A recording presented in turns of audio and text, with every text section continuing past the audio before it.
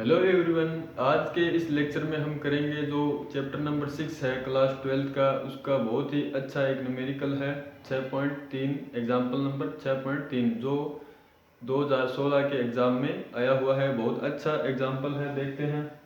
ये घनी आकृति दी हुई है, इसमें कुछ भी नहीं है, सिर्फ डायग्राम से डराया हुआ है और कुछ नहीं है। देखो यहाँ से इस बैटरी से 3 एम्पीयर की धारा निकल रही है, ठीक है। 3 एम्पीयर हमें यहाँ पर मिल रही है, तो ये देखो 3 अलग अलग डिवाइड हो जाएगी। आई धारा इधर चली जाएगी और एक धारा आई इधर चली जाएगी और एक इधर चली जाएगी।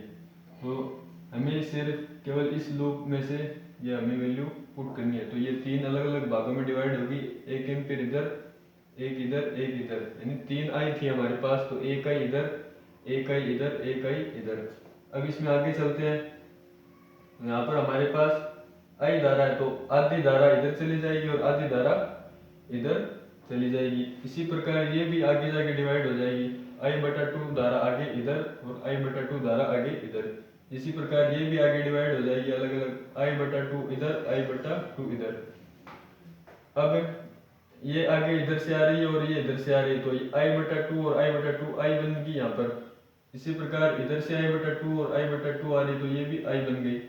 इसी प्रकार आगे देखते हैं, ये भी I/2 इधर से आ रही है और इधर से भी I/2 आ रही है, तो इस पॉइंट पे ये धारा क्या बन गई, I।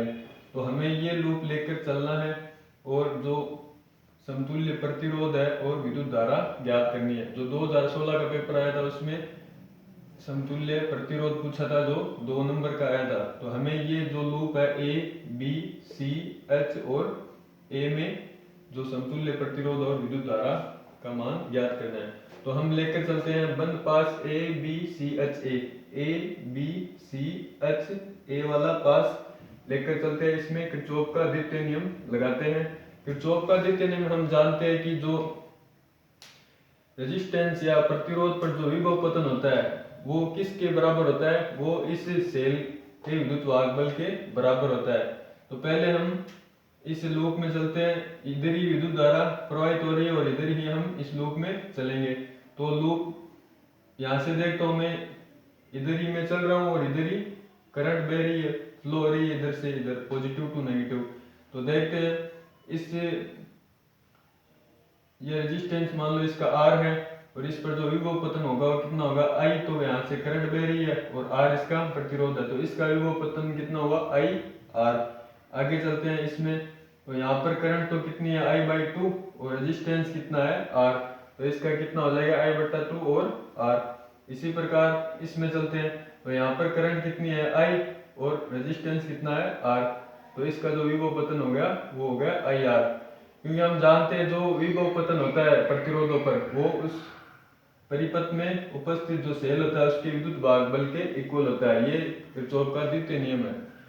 फिर इनको जोड़ देंगे, ये एक है, ये एक है और ये आधा है, तो ये हो गया 5/2 IR। तो ये हो गई इक्वेशन फर्स्ट।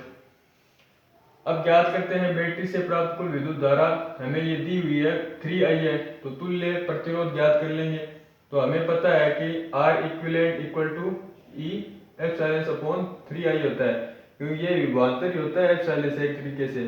तो E बराबर हम जानते हैं IR होता है, तो उससे निकाल लेंगे V बराबर क्या होता है, IR।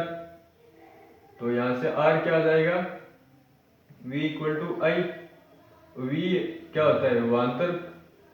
तो यहाँ पर विभवांतर को या विद्युत वाहक बल एक ही बात है, तो यहाँ से हम ये निकाल लेंगे, क्योंकि हमें I जो तुल्य है वो दे रखी है 3I और R इक्विवेलेंट यहाँ से हम ज्ञात कर लेंगे एप्सिलॉन। तो समीकरण 1 से क्या करेंगे, 2 में एप्सिलॉन का मान रख देंगे, क्योंकि हमारे पास यहाँ पर है एप्सिलॉन का मान। तो यहाँ पर एप्सिलॉन का मान पुट कर देंगे, 5/2 तो यहाँ पर पड़ा है, I पड़ा है और यहाँ से एप्सिलॉन की वैल्यू क्या आ गई, 5/2 IR और 3I, ये देखो नीचे पड़ा है 5/2 5/2 IR, तो इसकी पूरी वैल्यू है और 3I ये देखो नीचे पड़ा है। इसको सोल्व करेंगे तो I से I कैंसिल हो जाएगा और 5/2 × 3 6 और R, ये होगी समीकरण 3।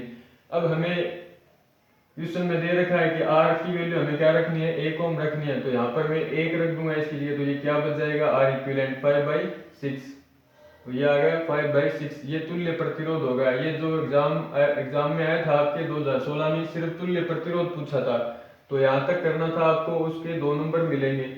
इसी प्रकार आगे चलते हैं। फिर हमको जो एप्सिलॉन जो बैटरी लगी है उसका विद्युत वाहक बल का मान हमें 10 वोल्ट ई दे रखा है, एप्सिलॉन की वैल्यू, ठीक है। हम जानते हैं तो कुल धारा 3I दे रखी है और एप्सिलॉन की वैल्यू हमारे पास है, आर इक्विवेलेंट की वैल्यू हमारे पास है, तो हम यहाँ से क्या निकाल लेंगे, आई की वैल्यू निकाल लेंगे।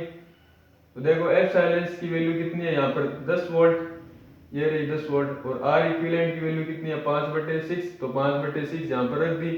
अब ये 6 ऊपर चला जाएगा, तो 10 × 6 60 और 5 नीचे बच जाएगा, तो 5 से 12, 10 60 कट गए 12 बार, तो 3I इक्वल टू क्या गया 12, तो 3I इक्वल टू क्या गया 12, और I की वैल्यू ज्ञात करने के लिए गुणा में है तो भाग में चला जाएगा, तो यहाँ से आ जाएगा 4 एम्पियर।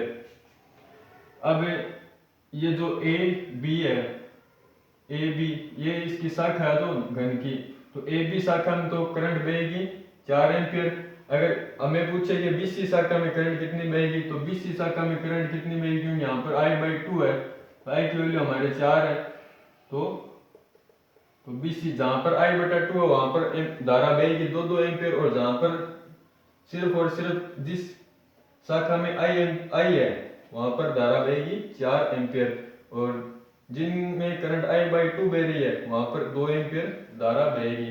तो हमें यही पूछा था तुल्य प्रतिरोध और धारा की वैल्यू, तो हमने यहाँ से इस आसानी से प्राप्त कर ली। बहुत अच्छा क्वेश्चन है ये, 2016 के एग्जाम में आया हुआ है, तो इस प्रकार हम न्यूमेरिकल को आसानी से सोल्व कर सकते हैं। आप इसका स्क्रीनशॉट लेना चाहो तो ले सकते हो। तो आज के लेक्चर में इतना ही, धन्यवाद।